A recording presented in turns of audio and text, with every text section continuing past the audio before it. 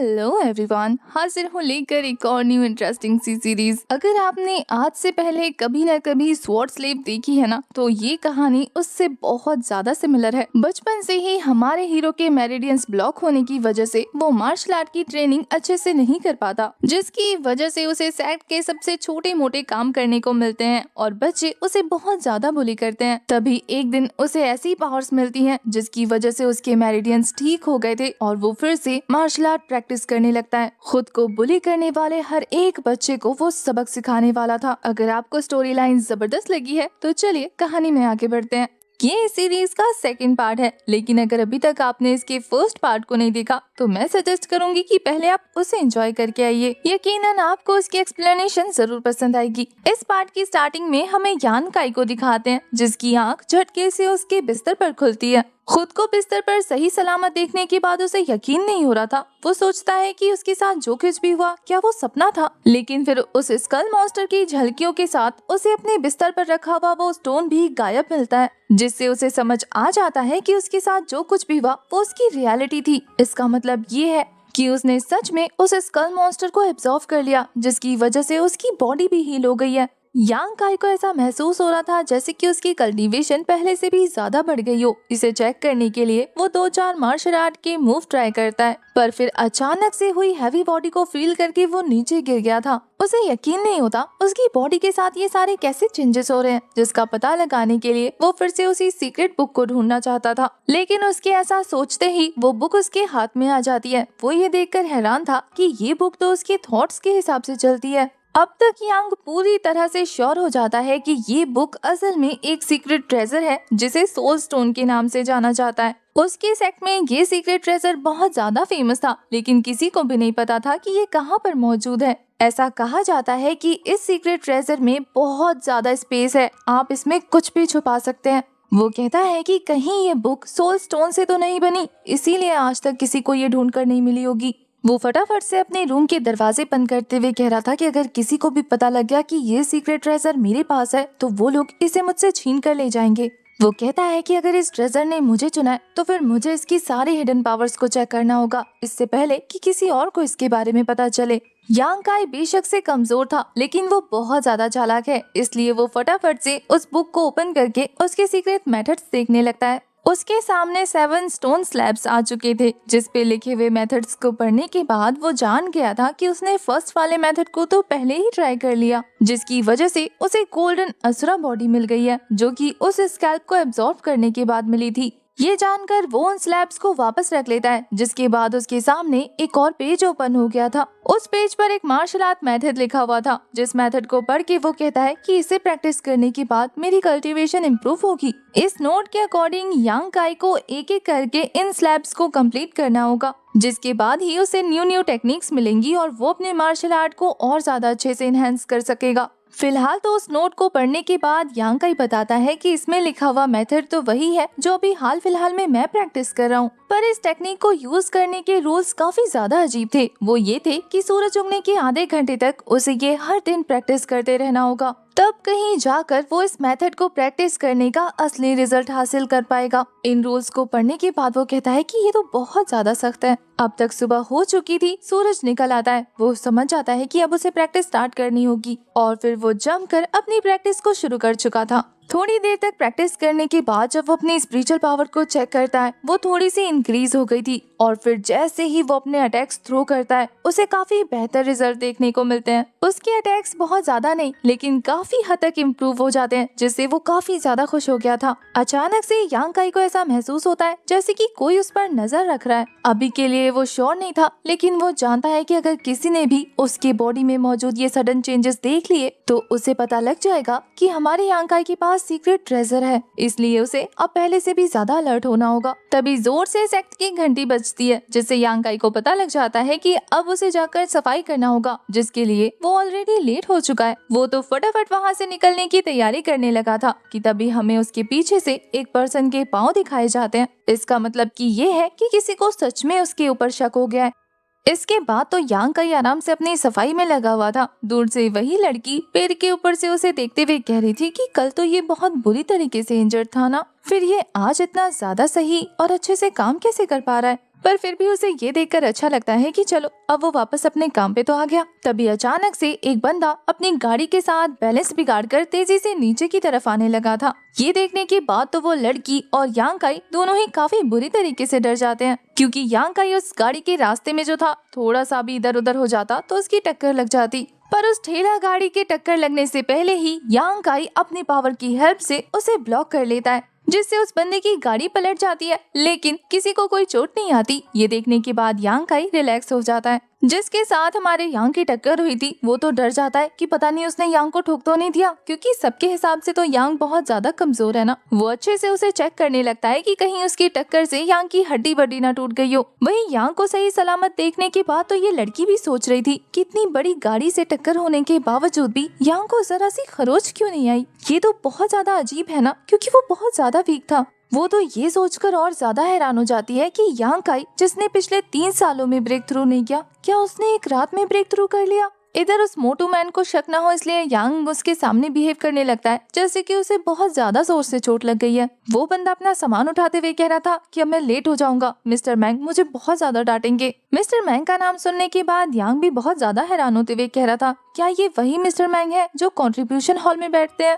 वो बंदा तो यांग से चिढ़ते हुए कहता है कि उसके अलावा हमारे इस स्कूल में और कोई बुढ़ा मैंग नाम का है क्या। वैसे भी ये साल का आखिरी वक्त है जब उन्हें स्टूडेंट्स को कंट्रीब्यूशन देना होगा, इसीलिए वो बहुत ज्यादा बिजी हैं।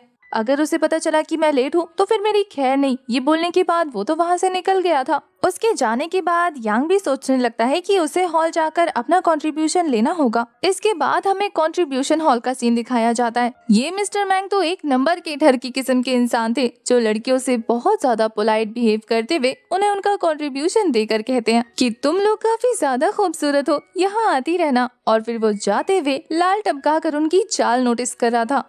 ऐसा करते हुए उन्हें तो काफी ज्यादा एंजॉयमेंट मिल रही थी, लेकिन तभी उनके सामने एक और स्टूडेंट आकर उनका ये मजा किरकिरा कर देता है। मिस्टर मैंग को तो इस लड़के पर काफी ज्यादा गुस्सा आ रहा था, लेकिन एक सीनियर स्टूडेंट होने की वजह से वो इसे ज्यादा कुछ नहीं कह पाते। वहीं हाव भाव से तो ये लड़का एक नंबर का घमंडी लग रहा था। उस लड़के के वापस जाते हुए रास्ते में यांग काई भी दूसरी तरफ से आ रहा था कि तभी इस बंदे का पर्स नीचे गिर जाता है, जिसे हमारे यांग ने रोक लिया था, लेकिन इस बंदे को गलतफहमी हो जाती है। वो उसका हाथ पकड़ के कहता है कि एक ट्रायल स्टूडेंट होने के बावजूद भी तुम्हारी हिम्मत कैसी हुई अपने सीनियर के पैसे लूटने की। यांग उसे बता रहा था कि ब्रदर शायद आपको कोई गलतफहमी हो गई है, मैंने ये पैसे चुराए नहीं है, बल्कि ये तो नीचे गिर गए थे, मैं तो इन्हें आपको वापस कर रहा था। पर ये घमंडी इंसान कुछ भी नहीं सुनता। ये यांग से कहता है कि मेरे सामने घुटनों के बल बैठकर माफी मांगो, क्या पता मैं तुम्हें माफ कर दूं, जिससे तुम्हारी ज्यादा बदनामी भी नहीं होगी। यांग को ये सुनकर काफी ज्यादा गुस्सा आ जाता है। वो उसे उंगली दिखाते हुए कह रहा था कि मुझे ह्यूमिलिएट करने की कोशिश कर रहे हो। वहीं ये बंदा चिढ़ते हुए कहता है कि तुम्हारी हिम्मत कैसे हुई ऐसा कहने की, मैं तो तुमसे तुम्हारी गलती मानने को कह रहा था और तुम मुझसे ही ऊंची आवाज में बात कर रहे हो। लगता है तुम्हें इस सेक्ट के सीक्रेट टेक्निक को दिखाना ही पड़ेगा। तुम जानते नहीं हो कि मैं कितना ज्यादा पावरफुल हूँ। ये बोलने के बाद वो तो फाइट के लिए रेडी हो जाता है। यहाँ यांग को भी पता लग गया था कि अब उसे लड़ना ही पड़ेगा, लेकिन इस सीनियर के अटैक करने से पहले ही कोई इसके पाँव में जोर से पत्थर मारता है, जिससे ये नील डाउन हो जाता है। इसे ऐसी हालत में देखने के बाद तो यांग डर गया था। वो कहता है कि क्या हमारे सेक्ट की सीक्रेट टेक्निक नील डाउन होना होता है। वहीं सीनियर को तो खुद समझ नहीं आ रहा था कि आखिर ये ऐसी पोजीशन में बैठ कैसे गया। अब तो वो दोबारा खड़ा भी नहीं हो पा रहा था। यांग को भी लग रहा था कि कहीं इसका दिमाग खराब हो गया जो ये ऐसी हरकतें करने लगा। इस सीनियर को गलतफहमी हो जाती है। इसे तो लग रहा था कि मिस्टर मैंग हमारे यांग को प्रोटेक्ट कर रहा है, इसलिए वो चिल्ला के कहता है कि मिस्टर मैंग आखिर आपकी हिम्मत कैसी हुई इस फर्स्ट ईयर के स्टूडेंट को प्रोटेक्ट करने की, जबकि मैं थर्ड ईयर का स्टूडेंट हूँ। आपने फिर भी मुझे प्रोटेक्ट नहीं किया, जबकि मैं यहाँ पर सबसे हैवी फीस देता हूँ। यांग तो ये सुनकर काफी ज्यादा कंफ्यूज लग रहा था कि क्या मिस्टर मैंग ने उसकी हेल्प की है। वहीं बेचारा सीनियर तो जैसे तैसे खुद को संभाल कर लंगड़ाते हुए वहाँ से निकल जाता है। पर जाते जाते वो यांग को धमकी देना नहीं भूला था। कहता है कि तुझे तो बच्चू मैं देख लूंगा। उस सीनियर के वहाँ से जाने के बाद हमारा यांग फटाफट से कंट्रीब्यूशन हॉल के अंदर जाता है, जहाँ जाने पर उसे पता लगता है कि मिस्टर मैंग तो घोड़े बेच कर सो रहे हैं। वो नहीं जगाते हुए कह रहा था कि मिस्टर मैंग एक्टिंग करने की कोई जरूरत नहीं, मुझे पता है कि आपने ही मेरी जान बचाई है, इसलिए आपका बहुत बहुत शुक्रिया। मिस्टर मैंग कहते हैं कि थैंक यू बोलने से कोई फायदा नहीं, अगर तुम्हारे अंदर हिम्मत है तो फिर मुझे वान हुआ टावर ले चलो। बेसिकली वो एक ऐसा प्लेस है जहाँ पर लड़कियाँ हैं। ये सुनने के बाद तो हमारा यांग कहता है कि आप अपनी बूढ़ी हड्डियों के के साथ मजे कर पाएंगे ना। ये सुनकर वो चिढ़ जाते हैं और हमारा यांग कहता है कि रिलैक्स, मैं आपको ले जाऊंगा, एक बार मेरे पैसे सेव हो जाए फिर मैं आपको वहाँ जरूर लेकर जाऊंगा। मिस्टर मैंग तो कहते हैं कि बच्चे, जितने पैसे तुम्हें मिलते हैं ना, अगर तुम आज से भी जमा करने लगे ना तो मेरे मरे हुए 100 साल हो जाएंगे तब भी जमा नहीं हो पाएंगे। यांग तो उनकी बातें सुनने के बाद कहता है कि कैसी बात कर रहे हैं, अगर आप ऐसा ही सोचते रहे तो कभी नहीं जा पाएंगे, वैसे भी मेरे तो सैलरी बढ़ने वाली है ना। पर मिस्टर मैंग उसे बताते हैं कि नहीं, कंट्रीब्यूशन हॉल के रूल के हिसाब से तुम्हें सिर्फ 10 सिल्वर कॉइन्स ही मिलने वाले हैं, जो वो उसे प्रोवाइड कर देते हैं,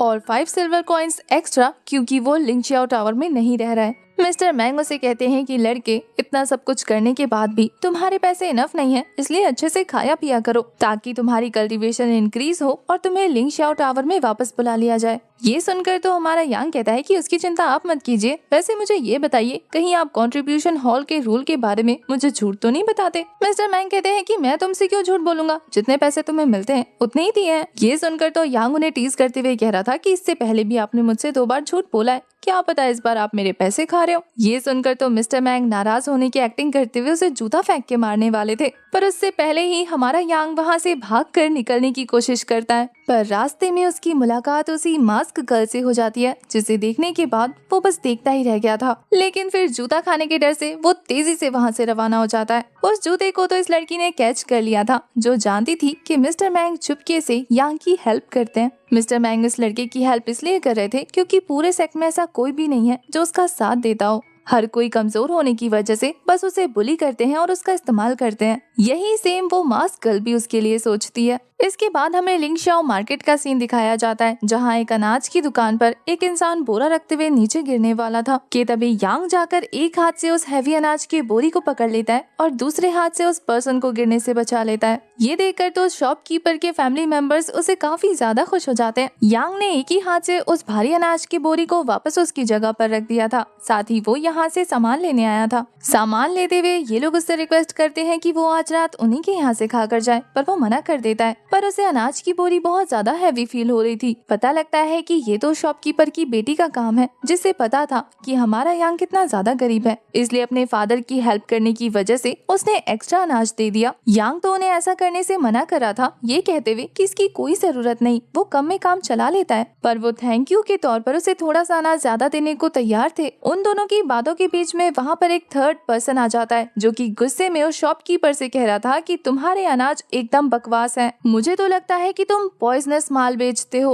वो बंदा ये सुनकर घबरा गया था और इधर ये मोटू पर्सन कहता है कि मेरे भाई को देखो, पहले वो कितना ज्यादा हट्टा कट्टा हुआ करता था और फिर वो उसे खुद ही कोहनी मारकर घायल करके कहता है कि अब देखो, तुम्हारा खाना खाने के बाद तो इसकी हालत देखो, ये मरने वाला है। ऐसा कहते हुए उसने अपने आसपास काफी सारे लोगों को इकट्ठा कर दिया था। वो मोटू पर्सन तो शॉपकीपर को पीटने के लिए आगे बढ़ रहा था, पर तभी रास्ते में हमारा यांग बीच में आ गया था, जिसे देखकर तो हड़बड़ी में वो मोटू पर्सन नीचे गिर जाता है और उसकी जेब से पैसों की पोटली भी बाहर निकल जाती है। ये पैसों की पोटली यांग को जानी पहचानी लग रही थी। यहाँ शॉपकीपर उस मोटू पर्सन को तमाशा करने से मना करते हुए समझा रहा था कि उसके अनाज में कोई खराबी नहीं है, पर वो तो मानने को ही तैयार नहीं होता। ये शॉपकीपर अपनी रेपुटेशन बचाने के लिए कहता है कि अगर आपका भाई मेरा अनाज खाने से बीमार पड़ गया है तो मैं मेडिकल के पैसे आपको प्रोवाइड कर दूंगा। पर ये दोनों तो चिढ़ते हुए कह रहे थे कि तुमने क्या हमें भिखारी समझा है, हम ये सब पैसों के लिए कर रहे हैं, हमें तो बस तुम्हारी दुकान बंद करवानी है क्योंकि तुम फर्जी माल बेच रहे हो। अब तो यांग भी बहुत ज्यादा सीरियस होते हुए सोच रहा था कि इन लोगों को पैसे नहीं चाहिए तो फिर इन्हें क्या चाहिए। तभी वहाँ पर वो घमंडी सीनियर भी अपीयर हो चुका था, जो ऐसे दिखाने लगता है जैसे कि वो शॉपकीपर की हेल्प करने यहाँ आया हो। उस पर्सन ने अपनी तरफ से तो काफी कूल एंट्री मारी थी, लेकिन ये कूल थी नहीं। वहीं वो 2 नमूने इसे देखकर डरने की एक्टिंग करने लगते हैं।